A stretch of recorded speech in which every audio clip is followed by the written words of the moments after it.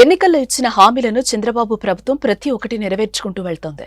సీఎంగా బాధ్యతలు చేపట్టిందే తడువుగా పరిపాలనపై దృష్టి పెట్టడంతో పాటు ప్రజలకు ఇచ్చిన హామీలు అమలు చేసే దిశగా అడుగులు వేశారు.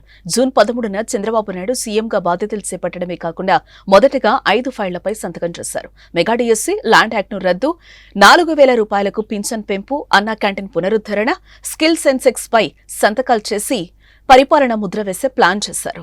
జూలై 1 నుంచే పెంచిన పెన్షన్ అమలు చేస్తున్నారు. ల్యాండ్ టైటిలింగ్ యాక్ట్ రద్దు బిల్లుకు ఏపీ అసెంబ్లీ కూడా ఆమోద ముద్ర వేసింది. ఇక ఆగస్టు 15న అన్నా క్యాంటీన్లు ప్రారంభం కానున్నాయి. ఈ నెలలోనే మరో పథకాన్ని కూడా ప్రారంభించేందుకు చంద్రబాబు రంగం సిద్ధం చేస్తున్నారు. అదే మహిళలకు ఉచిత బస్సు ప్రయాణ పథకం.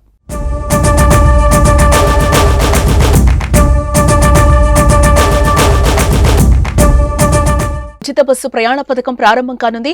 ఆగస్టు 15వ తేదీ నుంచి లేదా ఆ తర్వాత ఈ ఉచిత బస్సు సౌకర్యాన్ని ప్రారంభించేందుకు ఇప్పటికే ప్రభుత్వం బడ్జెట్ రూపొందిస్తోంది. ఆర్టీసీకి ఎంత మేరకు ఖర్చు అవుతుంది అనే దానిపైన లెక్కలు వేస్తున్నారు. అలాగే విధి విధానాలపై కూడా కసరత్తు కొనసాగుతోంది. పల్లె వెలుగు, అల్ట్రా పల్లె వెలుగు ఎక్స్ప్రెస్ సర్వీసులతో పాటు విజయవాడ మరియు విశాఖపట్నం నగరాల్లో సిటీ ఆర్డినరీ అలాగే మెట్రో సర్వీసుల్లో ఉచిత సదుపాయం కల్పించేలా చంద్రబాబు ప్రభుత్వం చర్యలు తీసుకుంటోంది. అయితే మహిళలకు మాత్రమే కాకుండా మరికొందరికి కూడా ఉచిత బస్సు ప్రయాణాన్ని అందించాలని ఏపీ ప్రభుత్వం ఆలోచన చేస్తున్నట్టుగా సమాచారం. రాష్ట్రంలో ఎవరైతే తీవ్ర అనారోగ్యంతో పెన్షన్లు తీసుకుంటున్నారో వారికి ఫ్రీ బస్ సౌకర్యం అందిస్తారని వార్తలు వస్తున్నాయి.